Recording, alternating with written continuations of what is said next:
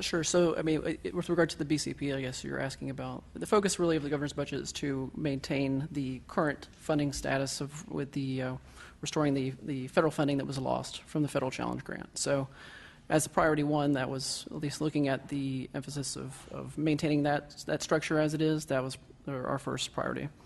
The responding to an increase beyond that, obviously, we expect the general fund to be tight. We expect that there's a lot of interest in expanding programs and establishing new ones, but as it stands, we're most concerned about maintaining the budget. Okay. Well, with that, we're going to start putting together a little list up here of things to potentially look at as we close out the budget. So I'd like to add this one to the list and potentially increase CalSOAP funding and look specifically at the amount which was requested in the BCP. But certainly, we did want to recognize that the governor's budget could have just walked away with the federal funding expiring. So we do acknowledge that was a significant first step, but want to potentially see what we can do even more. The next issue we didn't really talk about, but it's on the agenda here, is Apple, and that's the loan assumption program. I know my colleague here knows all about the looming teacher shortage in California, and during the budget crunch, we essentially did a timeout on the Apple program, which gives loan forgiveness for people to enter the teaching profession. And I know there's money in the budget to continue the awards for people that are currently in the pipeline, but I'd like to see us potentially reauthorize Apple and start offering more awards every year. And with that, basically, one thing I want to make a request of the LAO, if you could maybe come back to us in May with some options and some ideas as far as how we could go about reauthorizing Apple. And one thing you mentioned in your prior item is we spent so much effort here in California to change to the LCFF system, and that's a priority in those schools. And Apple was really confusing. We had priorities for geography and subject matter and this and that, and it kind of really got complicated. So maybe now that we have done a somewhat of a timeout, if we were to reauthorize the loan forgiveness program for teachers, would we do something looking at LCFF type models? So I wondered if LAO could take a look at that. And just and then the question maybe for finance is we understood that the tough decision to stop Apple a few years ago when we were cutting billions of dollars every year from the budget, but now that it's changed a little bit and the majority of these funds aren't really until the out years, and knowing that the governor's office does acknowledge the looming teacher shortage and the need to help people enter their profession. Was this something that you had all looked at as far as re-upping, or was there some concerns with how it was the implementation overall? You want to opine on that? No, sure. I think along the lines of CalSOAP, with regards to the overall budget and maintaining some of the current existing programs because of expectation of it being tight. Obviously, with the Apple program, it's a little bit different than CalSOAP with respect to the fact that it was vetoed and there were no new awards issued after, I believe it was the 1213 Budget Act. So there's obviously an interest in just continuing the Apple program as it is. And with respect to the current state of the budget, the emphasis is really to maintain a balanced one. Mr. Chairman, I'd just like to add, we have some suggestions given the experience we had on the initial Apple program. We know, as you've indicated, that about a third of all teachers right now are approaching retirement age, and so we desperately believe that this is going to be a very needy area in the future. One of the areas that we saw when the program is in existence is the credential takes longer in terms of the period of time that was originally allowed in the initial legislation. And we know that some students go into blended programs, but most students take up to 6 years. So we'd like to see the ability to fund whatever debt the teachers had as a student. And having more flexibility in terms of the language regarding the legislation we think would be very helpful given our experience with teachers who participate in the Apple program.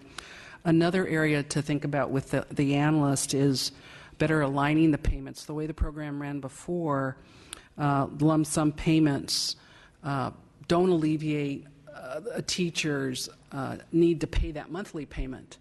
And particularly beginning teachers have a difficulty because they're so low on the salary totem pole, if you will, that they have difficulty making their loan payments. And so if we want to retain teachers, we need to do something about that monthly obligation. So that would be another thing that we would recommend the analysts take a really strong look at. Okay. Well, with that, I know we asked them to come back, so if you would do the same thing, if you wanted Definitely. to present to us, Okay. potentially it'd be better if you talk to them in the We'll- interim and we'll come back talk with to a them. joint Thank you. idea of how to do that. But you're right. I mean, there's, what, Mr. O'Donnell, 300,000 teachers in California, something like that? 335 plus. Okay, so a third of that is 100,000 teachers going to retire in the next few years, and at the max, we were only doing what, 11,000 awards. 7,500 when it was eliminated. 7,500 awards That was a year. just a small amount. Sure. Okay. So, any other questions on this item? The recommendation is to hold open on this issue number 5. Okay, hearing none. So we'll move on to issue number 6, the Middle Class Scholarship Program and update. First, we will hear from Department of Finance. Sure. So in the governor's budget, there's an increase of additional $45 million for middle class scholarship program, and the augmentation increases funding to $152 million for 2015-16, just meeting the statutory appropriation in the program. Okay, LAO? We didn't have any concerns with the governor's proposal at this time. The program in 2014-15 had set aside $107 million, and I believe the latest information that we have from student aid was that $58 million had been allocated in the current year, and there'll probably be updated information at the May revision that we'll take a look at that time. Student Aid Commission? We will be providing updated information during the May revision to the finance and the legislature. Okay. Thank you. And we're pleased to be joined here by, we talk a lot about adults talking about issues that peer relating to students. So we have a real life student from Cal State Long Beach. And that wasn't because he's a Long Beach State alum and I am as well. You just happen to be here. No? Okay. Go Beach. All right. So go ahead. Okay. Hi. So my name is Agatha Gutsiski, if you're wondering how I say my last name. I'm a 4th year. I'm studying business finance and human resource management at Cal State Long Beach. And I'm a recipient of the Middle Class Scholarship. This year I received $528 for this year through the Middle Class Scholarship. And I'd like to share my middle class story and how the Middle Class Scholarship has really helped me. So in my first 2 years as a student, I received Cal Grants. But in my 3rd year, because of my parents' household income, I was over the income bracket and I was no longer eligible for Cal Grants. So I've heavily relied on student loans and scholarship money. And so this year when I received the middle class scholarship, it was very helpful, especially because like many other middle class families, my parents do not help me with any finances for school. They don't pay for my books or my tuition, any like my parking permit, anything like that. They don't provide. So I'm really independent in terms of having to find money to afford those costs. Also, as of 2 years ago, because of a lot of emotional abuse that I had at home, I had to move out. And so that really increased my expenses to be able to afford rent, to afford a lot of my bills, because I became completely independent from my family. And so it's become very difficult to be able to balance school life and work life. I currently work 35 hours per week on average to be able to afford all my bills and everything. And I'm also a full-time student. I do 14 units of schooling. Most of my classes are upper division. I'll take a capstone course. It's writing intense. It's very difficult to be able to balance studying and writing and all of my endeavors and other things I'm interested in because I do want to get a job after I graduate. So I'm trying to see what opportunities are out there. So I'm doing more than just school and work as well. And so the middle class scholarship has helped me to be able to pay for books and school supplies and also living expenses. And the middle class scholarship just happened to come at a perfect time where I could hardly afford my rent or anything like that. So it's really helped me personally. And I'm sure it's helped a lot of other students as well. When I talk to other students about the middle class scholarship, they are very happy about it, and they all wish that was a little bit more, because most of my friends, they've received about the same as me, about $500 for the year. But really, to see a little bit more would be very helpful for us, because that's only a small part of tuition. At Long Beach, our tuition is $6,420 per year, and having only $500 is very small compared to how much tuition really does cost. So the middle class scholarship is very, very helpful, but if we could have more, that'd be even more helpful. Okay, we'll get to that in a second. Okay. Questions from committee members? Mr. O'Donnell. Is there someone here who can speak to the logistics of the middle class scholarship, how it works? The way it works is that... Well, I have a specific question. I just want to make sure that... Okay. I want to make sure. My question is, when does it apply, quite simply? I have two daughters. When they enter, college, maybe 17, maybe 18, if I don't write them off my taxes, do they become independent at some point, or at what point does my income not matter? Maybe you can walk me through that. Oh, okay. In California, we have a uniform application for financial aid. It's known as the Free Application for Federal Student Aid, and it's known as the FAFSA. So all students have to complete it by the March 2nd deadline in order to qualify for the middle class scholarship. Typically, and I don't know all the specifics about your income and how much assets you have, but specifically, when you fill out the FAFSA, you'll be asked individual information, and particularly if you have a spouse and you're married, how much income you have, and then what your assets are, how many dependents you have. Those are the kinds of questions that you're asked. The middle class scholarship was focused on those parents whose incomes range from $100,000 to $150,000 a year, who typically would not qualify for grant aid unless it's merit-based aid. And usually merit-based aid is granted based on either academic or other criteria. So in your circumstances, to the issue of whether the student is dependent or independent, we follow federal methodology in determining whether a student is dependent or independent.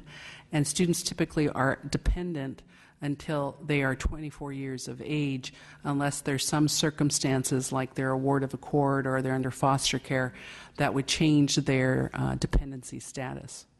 Great. So whether or not I claim them as a dependent, that's irrelevant. It's that guideline you just spoke about. Right. Thank you. And Chair and committee members, we do have some recommendations when the appropriate time. I note on page 16, I believe, or a little further, you talked about perhaps ways to adjust, and we can discuss that when appropriate. Okay. Do you want to do that now? If you'd like. Sure. Based on the first year, and this year was the first year of the middle class scholarship, our staff has some policy changes that the legislature might want to consider going forward.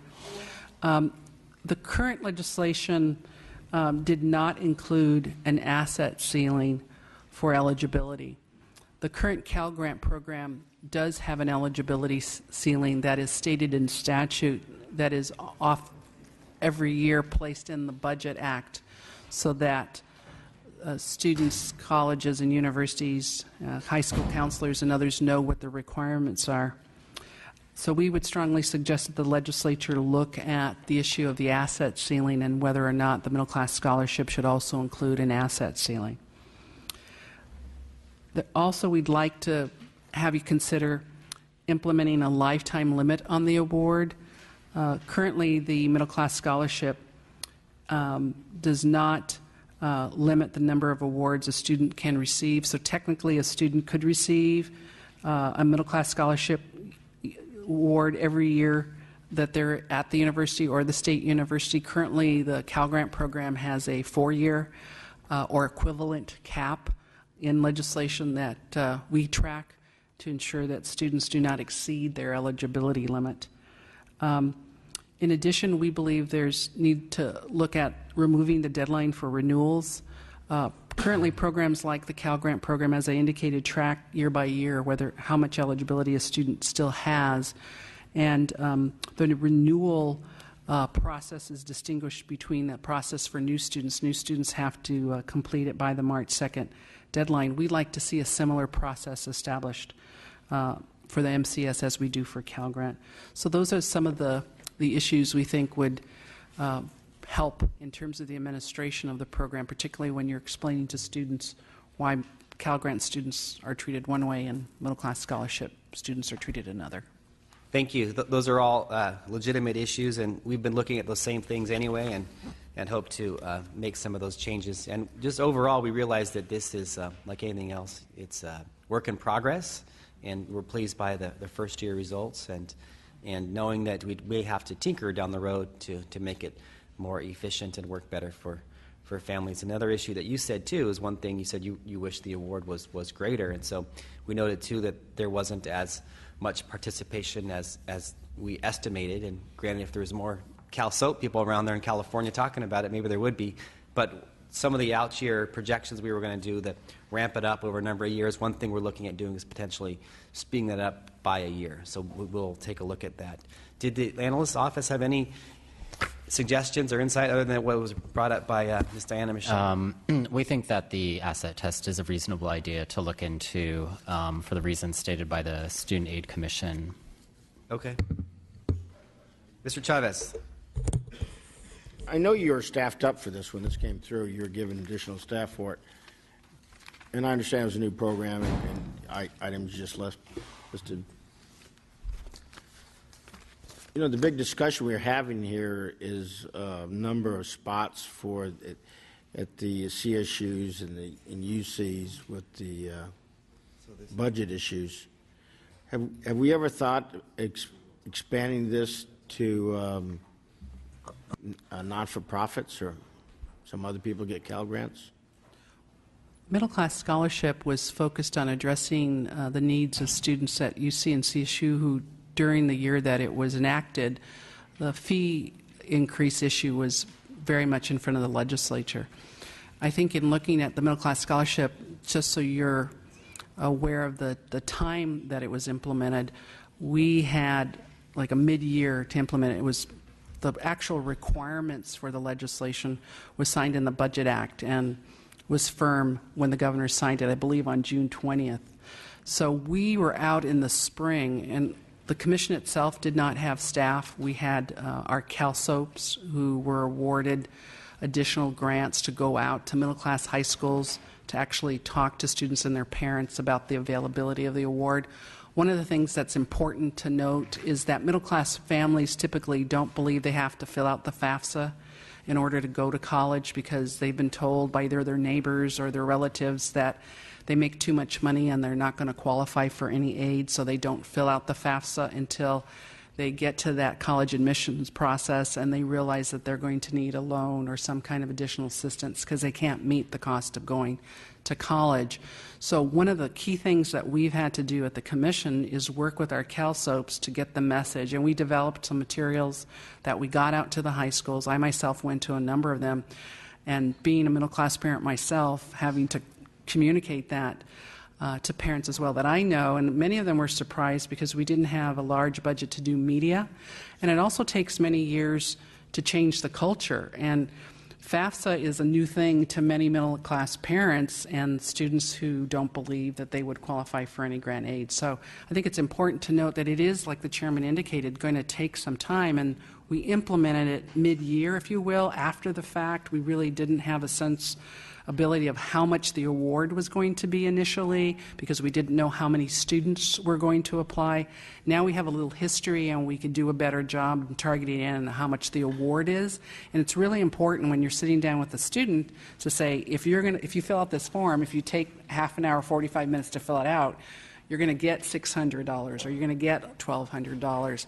That's a motivator. It's an incentive. They kind of get it, why they have to sit down and fill out the form. So now that we're looking at continued funding for the program, that'll be part of the messaging we give to high school students. They but need to my question of expanding it beyond the UCs and CSUs, do you think that would help? I think when we get to the conversation about unmet need, you'll see that the students attending the nonprofit institutions also have unmet financial need that we need to address. Yeah, I think so also. Maybe I'll look at that. And I, having ran a high school for 7 years, you know, it was a requirement for juniors and seniors to all fill out the FAFSA just to educate them on it and get their parents involved. So Good idea. every child did it in school. I didn't care if didn't think they're going to school or not. Just Great idea. understand it.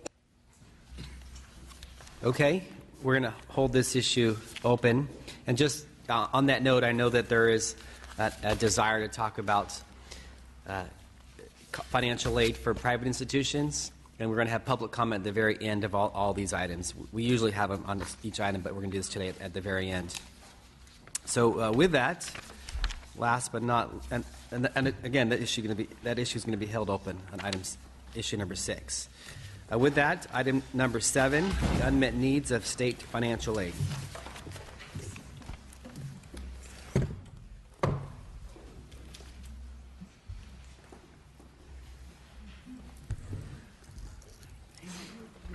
Okay, we have Hans Johnson from PIPIC, Deborah Cochran from the Institute of College Access and Success, and then the Student Aid Commission. Mr. Johnson? Thank you. My name is Hans Johnson. I am a research fellow with the Public Policy Institute of California.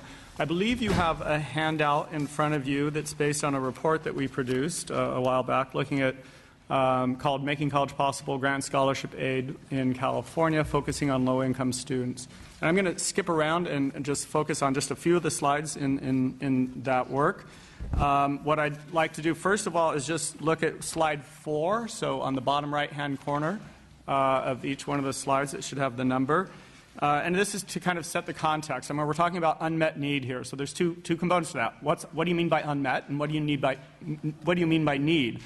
Slide 4 shows the state has really backed off of providing direct general fund support to UC and CSU, so that you'll see in that slide that we are at several decade level lows in terms of the amount of aid the state the amount of general fund support that the state provides directly to UC and CSU on a full-time equivalent basis. And then the declines have been pretty remarkable, 40 to 50% declines over the last 10 years or so. A lot of people say, well, at the same time, though, we've increased the amount of aid we provide through the Cal Grant program and general fund support. And you'll see also on that slide how much Cal Grant aid contributes to the support that students receive. Again, this is our best estimate for the UC and CSU component of that over the last 15 years or so. And you'll see that it's pretty minor in comparison with the decline in state support. So the big picture here is the state has backed off, and what's happened, of course, is tuition and fees have gone up, and so need has gone up because students then have to make up for that difference.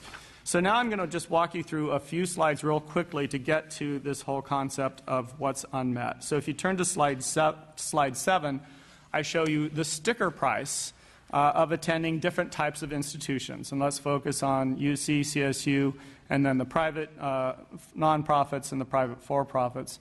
And what you see is that the public institutions tend to have lower sticker prices. And by sticker prices, we mean tuition and fees, as well as room and board and other costs of attending college.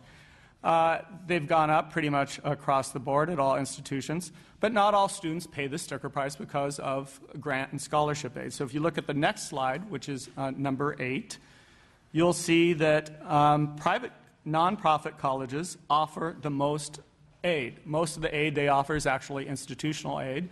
And in our report, we've actually looked at all sources of aid, not just Cal Grants, but also federal Pell Grants, as well as institutional aid.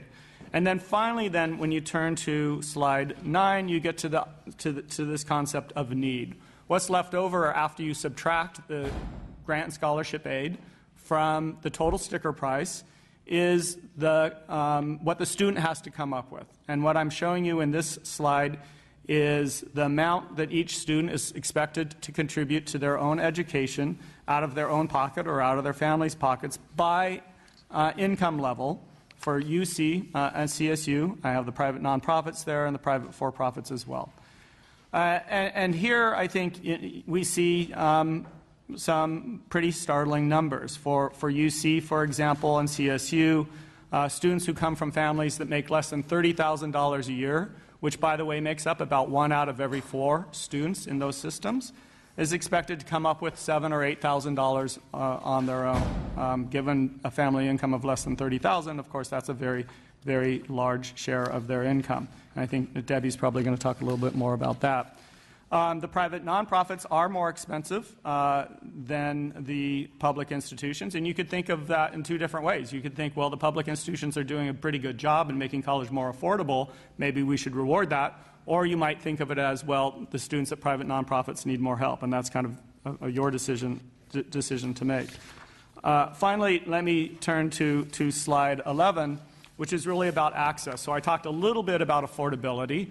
And the other key component about thinking about low-income students is where they're able to go to college and which colleges actually enroll those students. And in California, it's overwhelmingly, this is just looking at 4-year colleges, it's overwhelmingly CSU. Almost half of low-income students from families less than $30,000 a year go to CSU. A little over another quarter go to UC. So combined, those 2 institutions make up about 3 out of every 4 very low-income students attending 4-year college. Sure. To slide 10. Yes. So low income, the definition of families under 30,000. That's what I'm using here. In our report, we actually have other income groups too. And are these numbers in thousands on the top? Yes, these are the total number of students. In thousands? Or yeah. 10,000? No. This is by, so CSU Northridge, Northridge, these are actually first-time freshmen. Correct. So these are just freshmen. CSU Northridge had 2,000 students, freshmen, who came from families of less than $30,000 a year. Okay. And those top 3 public universities enroll more low-income freshmen than all private nonprofits in our state combined. But it's a population also. Well, they're much larger institutions to begin with. But even if you do it on a percentage basis, public institutions enroll a much larger share of low-income students than private students, even when you account for the size of the institutions. Yeah, but I think, because I went right to my own Cal State San Marcos, you have, just scan it, 260 kids going in as freshmen at Cal State San Marcos. I imagine it's because of the population compared to Northridge. So true, there may be a percent, but I think this graph skews the numbers because you're dealing with total populations. Right, so this graph is meant to just give you an idea of where low-income students are going to school. It's not saying anything about where high-income students are going to school, and it's not saying anything about where there might be unmet need on a regional basis, to be clear. The point is simply that when we're talking about where low-income students go to college, in California, they're going to, for the most part, public institutions. And in fact, if I put community colleges on here, you'd see it even more skewed towards public institutions. And mostly this is just to say that it is important when we're talking about access to for low-income students to college, that we realize that most of that access is achieved through public institutions. So let me give you an example. We have another chart in the report, I haven't produced it here in the slides, that shows that the net price, what you pay after grant and scholarship aid, is quite low for students who come from limited means at Stanford University. And in fact, Stanford is among the private nonprofits, the only large private nonprofit in our state that is actually cheaper than many public institutions. All the other private nonprofits that are of significant size are actually more expensive than the public institutions. So in terms of affordability, Stanford is fantastic if you get in, which is the second part of this, which is about access, who gets in. And I have another slide, again, in the report itself that shows that very, very few low-income students are actually enrolled at Stanford. So when we're talking about where students are getting access, it is the public institutions. And then finally, let me just conclude then with some recommendations we had from our report. When we look at these numbers, we think that the unmet need for very low-income students remains quite high. And in fact, we also looked at this over time, and we saw that unmet need was actually slightly increasing for students at the California State University system. So that even though grant aid was increasing tuition was going up faster than that grant aid was going up, and we weren't keeping pace. And we think that's a huge concern in a state where we realize that 60% of our K-12 students are eligible for free or reduced price lunches. And certainly that economic ladder of success, which depends very much on improvements in educational attainment from one generation to the next, depends on making college affordable and accessible for those very low-income students. Secondly, we recommended that we encourage more use of FAFSA. There are a number of different ways to try to do that. For example, in Illinois, their version of their Student Aid Commission sends information to high schools about which students have not completed FAFSA, so those high schools can provide that information to those students and families and encourage them to complete it. I'm very pleased to hear that the California Student Aid Commission is going to be improving their technology, and hopefully those kinds of things will be a part of what might be possible going forward with better technology. And then finally, I'm a researcher at a research institution. I have to make this plug, but it's an important one. We really need better data to know what works and what doesn't work. So that means we need to be able to integrate our state databases, not collect new data, but use data we already have that connects our students in the K-12 system with our higher education systems, with our student aid programs, and even into work, so that we know what's working and what's not working. Many other states have done that. We're very far behind those states. Thank you. Okay. Thank you.